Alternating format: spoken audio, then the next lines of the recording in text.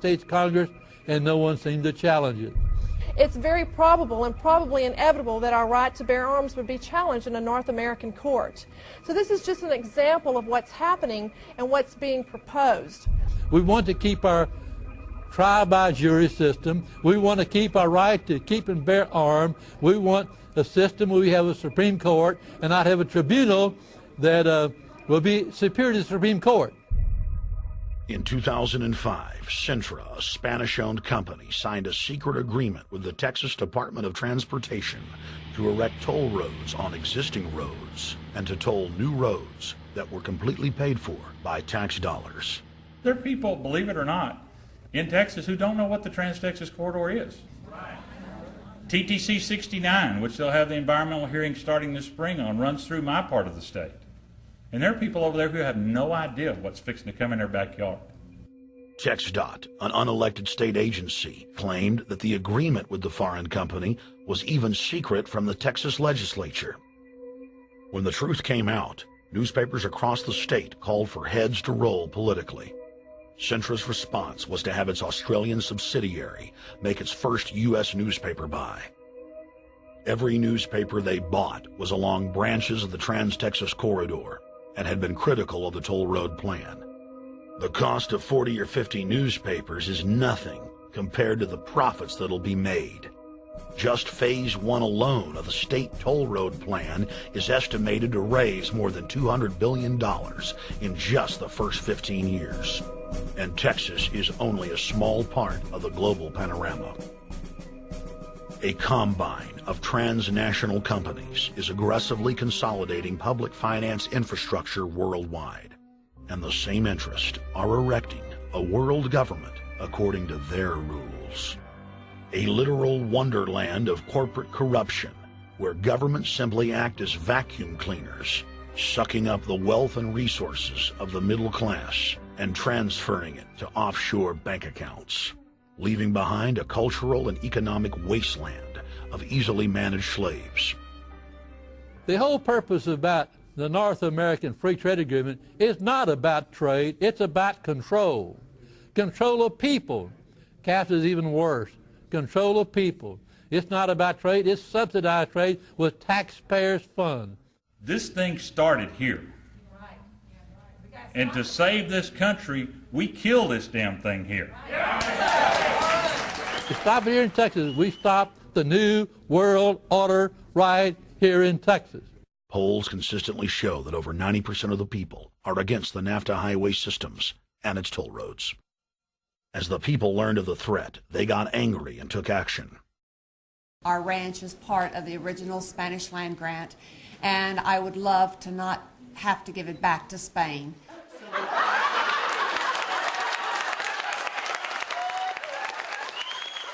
Opponents of a proposed superhighway today held a major protest.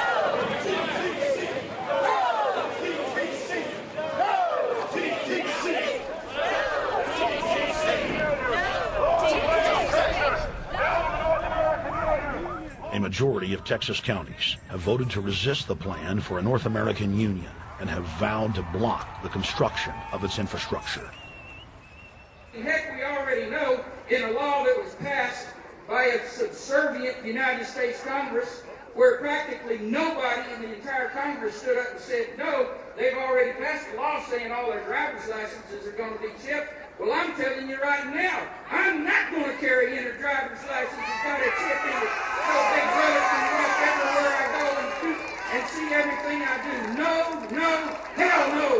No, all of it. No, no. We, the people, own this plot of ground. We, the people, own those trees there. We, the people, own our beautiful Texas, and we are not going to let a bunch of crooks and robber barons take our beautiful Texas away from us. Hell no!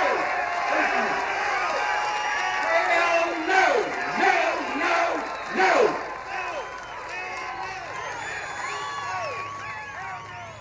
RFID tracker chips embedded in state inspection stickers and toll tags are already being used to track the population.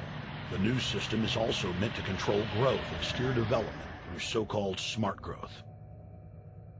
smart growth, which is nothing more than an effort to bring control into the cities.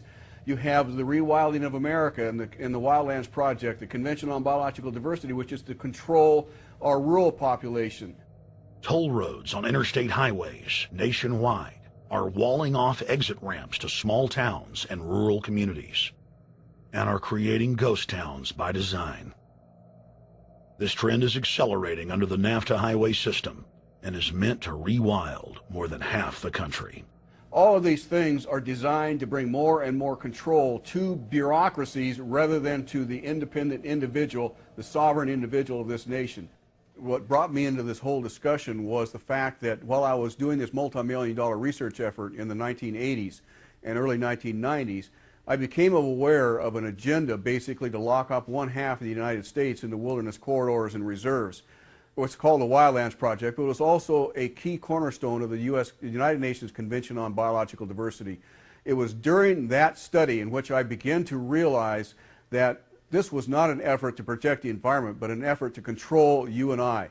They were dividing the United States up into little compartments in which they would rip out roads, which they would rip out whole communities and put them back in the wilderness. The federal highway system was designed by Pentagon war planners in the 1950s to serve as a rapid deployment conduit to move ground forces for the defense of the United States during invasion.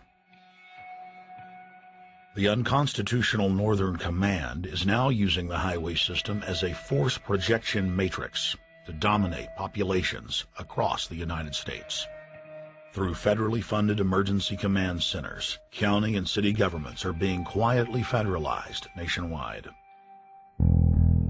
Billions of dollars per city is being spent to install millions of surveillance cameras. Every town and hamlet, no matter how small or remote, is surveilled. License plate reading software tracks Americans' movements wherever they go. New systems are being deployed that scan your face, read your lips, and analyze your walk. Under the Treasonous Military Commissions Act, American citizens can be secretly arrested, stripped of citizenship, flown to offshore torture camps, and secretly executed. Under Section 802 of the Patriot Act, all misdemeanors are considered terrorism. Federal police squads, called Viper teams, randomly force Americans to line up and show their papers. From the sidewalks of Miami to the subways of New York to the streets of Houston, Texas, citizens are being searched by heavily armed gangs of paramilitary police.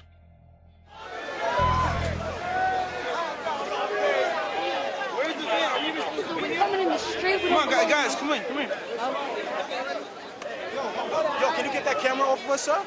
Sir, can you get the United States First Amendment? All right, but you can get that camera. I'm saying get the camera out of my face. That's what I'm saying. You're on the streets of New York. So what does that mean? I'm saying get that camera out of my face. That's what I'm saying. It's a free country. Fuck wrong with you? It's a free country. Get this damn camera out of my face. Hey, this isn't Nazi Germany. There's no camera in your face. God. Hey, move to Russia, okay? Yo, Judge. We can have cameras on the streets. I said get it out of my face. Your guy starts cussing at us out of the blue. I said get it out of my face. That's what I'm saying. It was never in your face.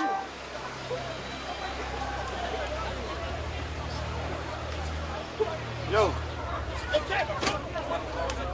Long before 9/11, the Pentagon was aggressively violating the federal law that bars the military from policing the American people. Coast to coast, for more than 2 decades, teams of troops would just appear out of nowhere and randomly stop cars and search pedestrians. The acclamation accelerated with regular Army searching bags at the Super Bowl and the Kentucky Derby, as well as other high-profile events. Then President Bush signed a Defense Authorization Act, which radically increased the funding for the already bloated shadow government. In the act, the executive branch formally announced that it was preparing for domestic insurrection and went on to preemptively strip the state governors and legislatures of their powers. The federal government is openly announcing that it is the only authority as it treats the people and the states as enemies. Then on May 9th, 2007, President Bush unlawfully granted himself new powers, and the presidency officially